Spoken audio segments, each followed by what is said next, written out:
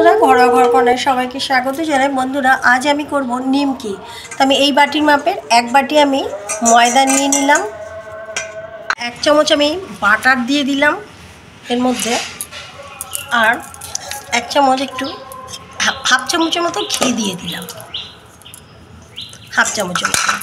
এবার একটু কালো জিরে দিয়ে দিলাম, আর একটু মিষ্টির জন্য আমি চিনি গুঁড়ো করে নিয়েছি সেটা দিয়ে দিলাম। এবার একটু সাদা তেল দিয়ে দেবো ময়ামের জন্য সব। এবার আমি ভালো করে এটাকে শুকনো উপকরণটা ভালো করে আমি মিশিয়ে নেব। বন্ধুরা, আমার ময়ামটা হয়ে গেছে, দেখুন ঠিক এরকমভাবে আমি হাতের মুঠোতে করা যায়, ঠিক এইভাবে আমি ময়াম করে নিয়েছি। এবং অল্প অল্প এবার জল দিয়ে আমি মেখে নেব ময়দাটাকে।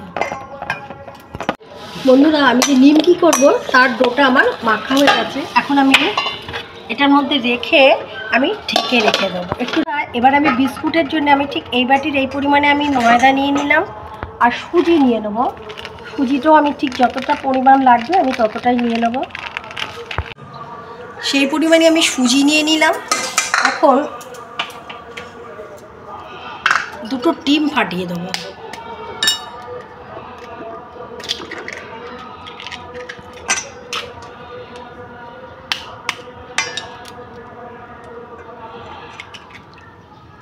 দুটো ডিম ফাটিয়ে দিলাম, আর এখানে চিনি আমি মিক্সিতে গুঁড়ো করে নিয়েছি, পুরো চিনিটাই আমি দিয়ে দিলাম।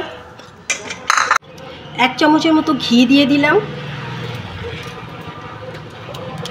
আর এখানে আমি বাদাম, চিনে বাদাম পেস্ট করে মানে একটু হালকা গুঁড়ো করে রেখেছি সেটা দিয়ে দিলাম।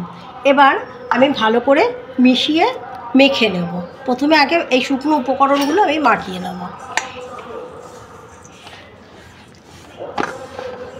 ভালো করে ময়ামটা দিয়ে নেব, দিয়ে তারপর আমি অল্প অল্প জল দিয়ে একটা ডোয়ের আকার তৈরি করে নেব।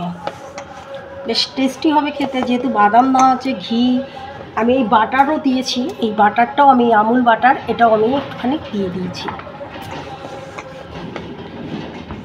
আমার এই ডোটা মাখা হয়ে গেছে, এখন একটু নরম আছে। এটা সুজিটা একটু টেনে গেলে তারপর এটা আবার শক্ত হয়ে যাবে। এখন আমি বেশ খানিকক্ষণের জন্য আমি রেস্টে রেখে দেবো।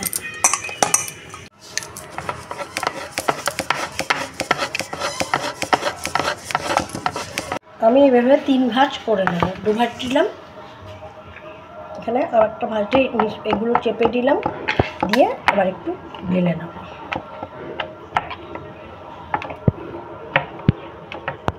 বন্ধুরা, আমার সমস্ত নিমকিগুলো হয়ে গেছে, দেখুন এই কটা নিমকি হয়েছে। এখন আমি এই ডোটা দিয়ে বিস্কুট তৈরি করব। আমি প্রথমে 2 ভাগ করে নিয়ে নিলাম, ভাগ ভাগ করে আমি এক একটা লেচি করে নিয়ে আমি করব। দেখতে থাকুন আমি কিভাবে বিস্কুটটা তৈরি করছি। হ্যাঁ বন্ধুরা, আমি একদম এরকম গোল গোল করে নেব। হ্যাঁ, গোল গোল করে, ফেটে গেলে চারিদিকে ফেটে গেলে কোনো অসুবিধা কিছু নেই, যেহেতু সুজি দেওয়া আছে এবং বাদাম দেওয়া আছে। ঠিক থিকনেসটা আমি আরেকটু পাতলা করব।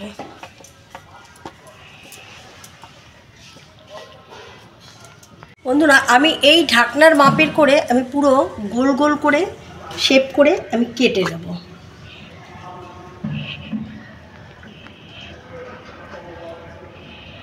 এইভাবে করে নিয়েছি। এখন আমি এই সাইডেরগুলো আমি তুলে নেব, আস্তে আস্তে তুলে নেব। আমি ঠিক বিস্কুটটাকে একটু ডিজাইন আকারে করে দেবো, ঠিক এরকমভাবে আমি ডিজাইন করে দেবো।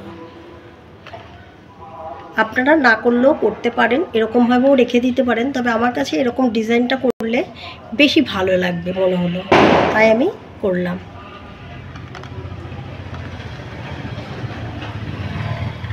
দেখুন বন্ধুরা, আমি ঠিক এরকম মাপের করে আমি বিস্কুটগুলো সব তৈরি করে নেব।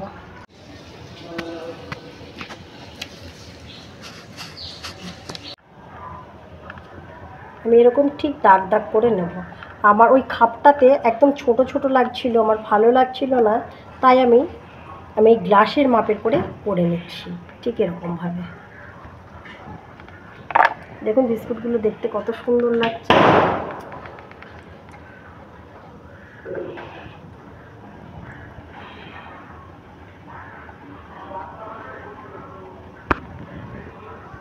দেখুন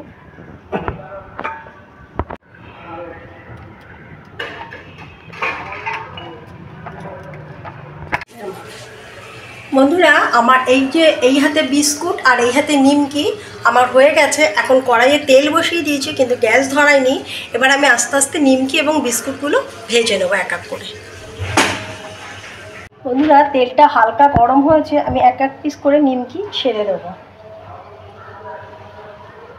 হালকা গরম অবস্থাতে, তাহলে কাঁচা থাকবে না, পুরো ওপর থেকে আস্তে আস্তে ভেসে উঠবে। এই যে বুটবুট শুরু হয়ে গেছে। বন্ধুরা দেখুন নিমকিগুলো কেমন ফুলে উঠছে। এবার আমি বিস্কুটগুলো দিয়ে দিচ্ছি। এবার বিস্কুটগুলো হালকা আছে আমি ভেজে নেব।